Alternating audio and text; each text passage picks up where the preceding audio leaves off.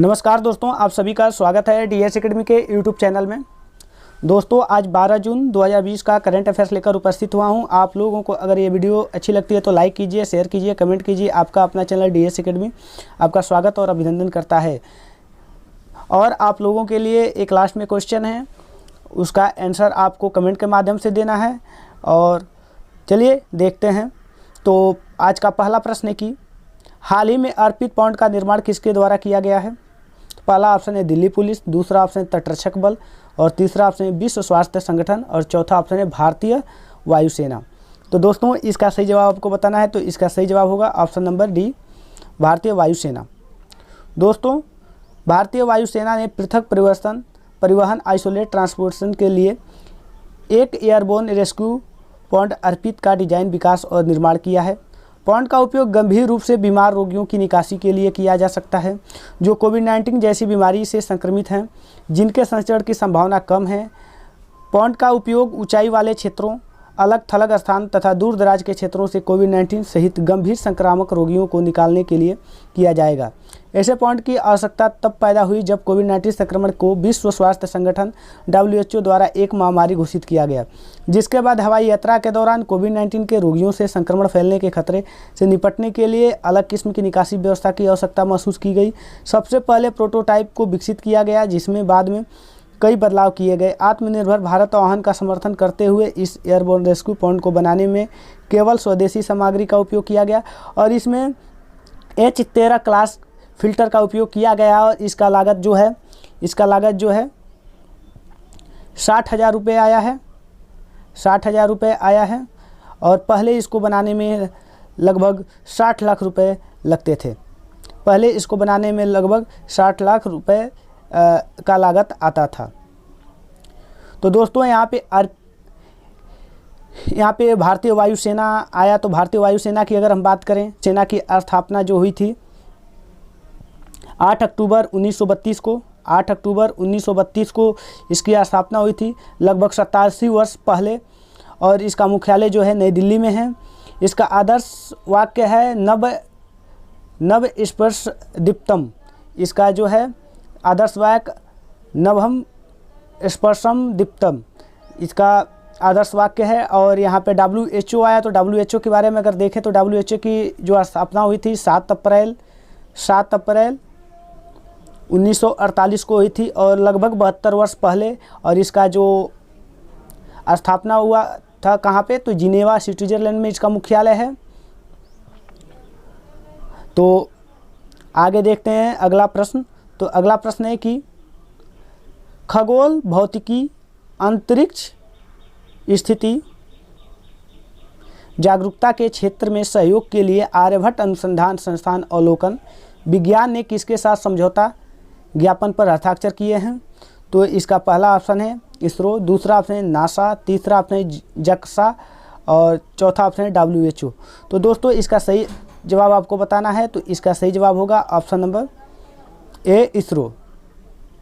तो दोस्तों, भारतीय अंतरिक्ष अनुसंधान संगठन ने खगोल भौतिकी और अंतरिक्ष स्थिति जागरूकता SS के क्षेत्र में, SS का फुल फॉर्म होता है सोशल सिक्योरिटी एडमिनिस्ट्रेशन, के क्षेत्र में सहयोग के लिए आर्यभट्ट अनुसंधान संस्थान अवलोकन विज्ञान के साथ एक समझौता ज्ञापन पर हस्ताक्षर किए।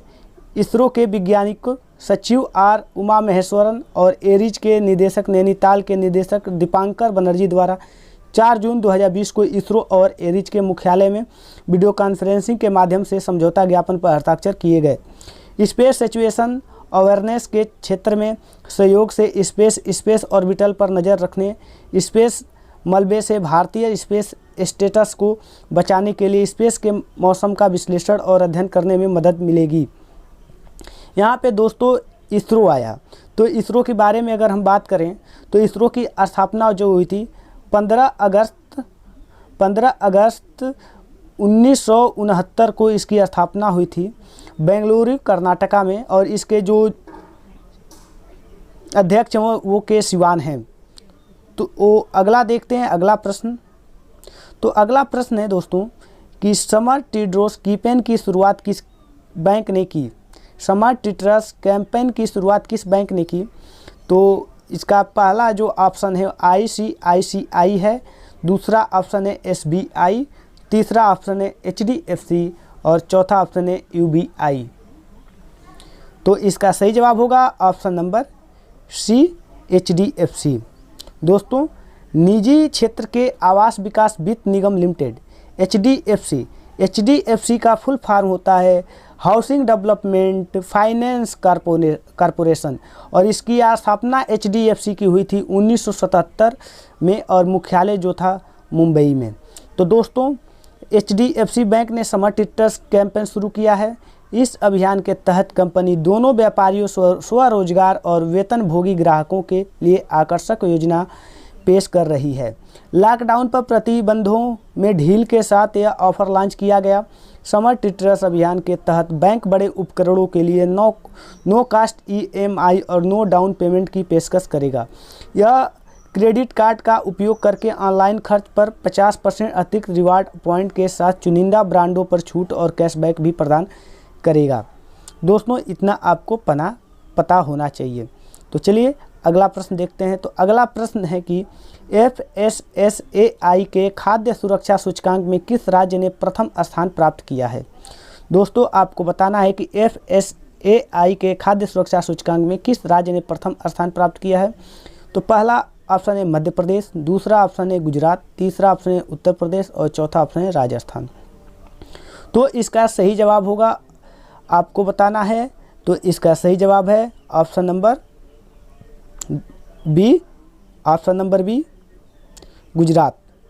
तो दोस्तों, FSSAI के अनुसार खाद्य सुरक्षा सूचकांक में बड़े राज्यों में गुजरात ने टॉप किया है, जबकि केंद्र शासित प्रदेशों की अगर बात करें तो चंडीगढ़ ने बाजी मार ली है और छोटे राज्यों में गोवा सबसे ऊपर है और इसी सूची में बड़े राज्यों में गुजरात के बाद तमिलनाडु और महाराष्ट्र हैं। खाद्य सुरक्षा सूचकांक 7 जून 2020 को जारी किया गया था। यह खाद्य सुरक्षा सूचकांक की दूसरी जारी सूची है और यह विश्व स्वास्थ्य सुरक्षा दिवस के अवसर पर जारी की गई थी। तो दोस्तों, यहाँ पे FSSAI आया है। तो इसके बारे में अगर हम बात करें तो FSSAI का फुल फॉर्म होता है food safety and standard authority of India और इसकी स्थापना जो हुई थी 2011 में सूचकांक जारी किया जाना शुरू किया गया था और इसका जो मुख्यालय है ये दिल्ली में है। इतना आपको पता होना चाहिए।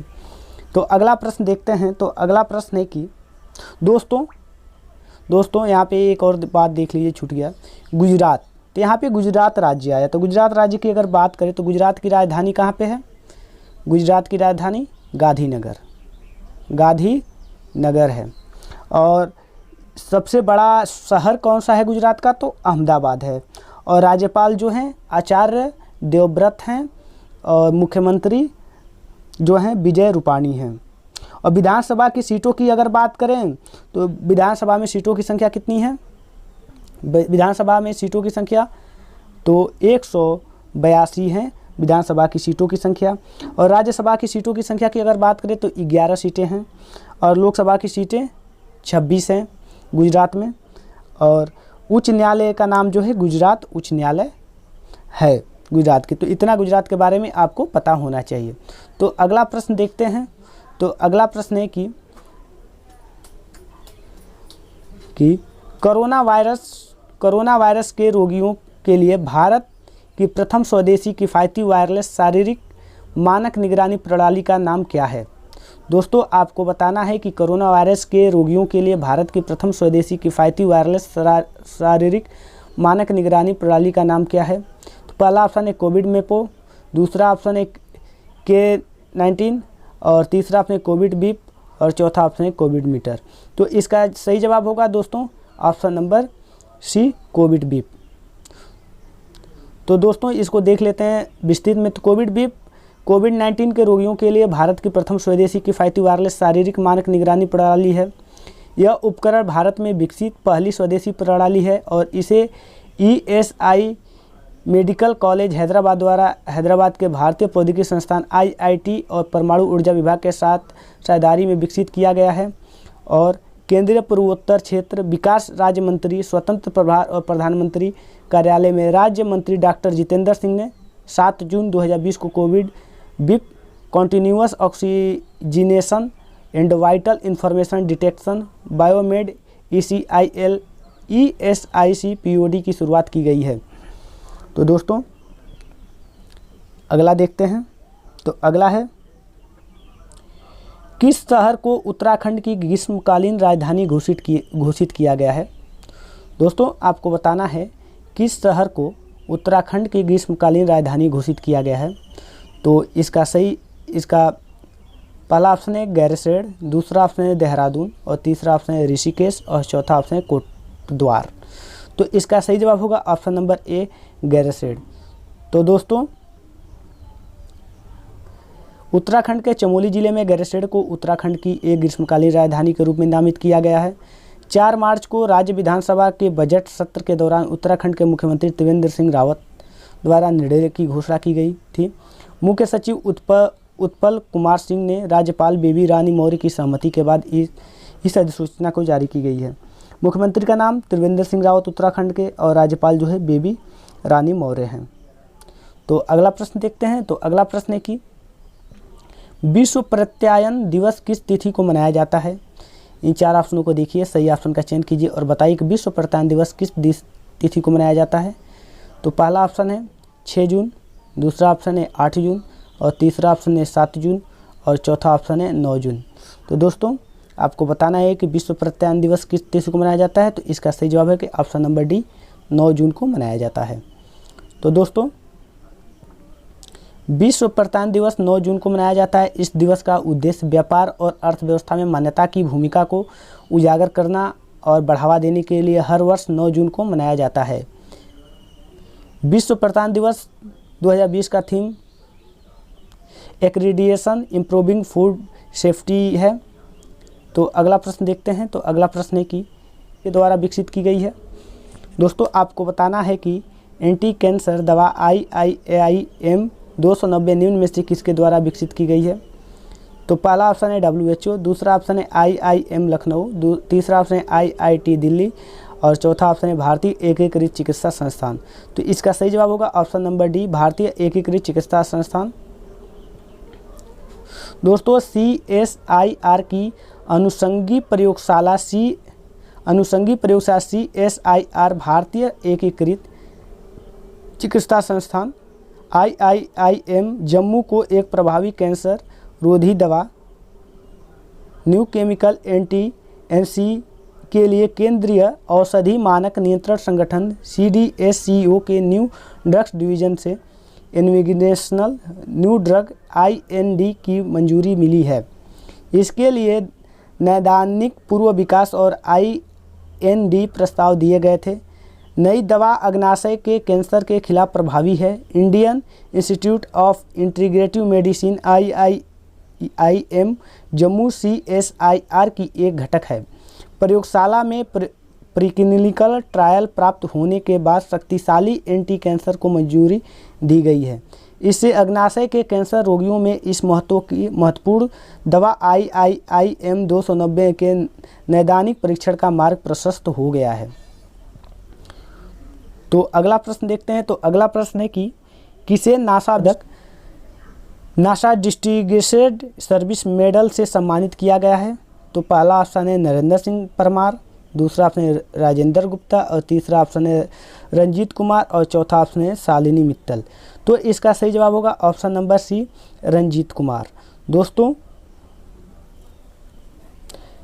रंजीत कुमार को नासा ने कार्यकारी नेतृत्व, इंजीनियरिंग योगदान, तकनीकी उत्कृष्टता और उपभोक्ता निष्ठा के माध्यम से उनके प्रशासन के लिए नासा विशिष्ट सेवा पदक से सम्मानित किया। ORK चेट्री पांडिपति 2002 में इस सम्मान को पाने वाले पहले भारतीय थे। तो देखते हैं लास्ट प्रश्न। तो लास्ट प्रश्न है कि किसने अन्य उपयोगी रसायनों और ईंधन में CO2 को कम करने हेतु प्रौद्योगिकी हस्तांतरण के लिए JNCASR के साथ साझेदारी की है। तो पहला ऑप्शन है टाटा पावर सोलर, दूसरा ऑप्शन है स्वास्थ्य मंत्रालय, तीसरा ऑप्शन है विश्व स्वास्थ्य संगठन और चौथा ऑप्शन है ब्रिथ अप्लाइड साइंसेज। तो दोस्तों इसका सही जवाब होगा ऑप्शन नंबर डी ब्रिथ अप्लाइड साइंसेज। तो दोस्तों विज्ञान और प्रौद्योगिकी विभाग DST के तहत कार्यरत Jawaharlal Nehru centre for advanced रसायनों और ईंधन में कार्बन डाइऑक्साइड को कम करने के लिए प्रयोगशाला अनुसंधान के आधार पर प्रौद्योगिकी के हस्ताक्षर हेतु ब्रीथ अप्लाइड साइंसेज के साथ एक समझौता ज्ञापन पर हस्ताक्षर किए।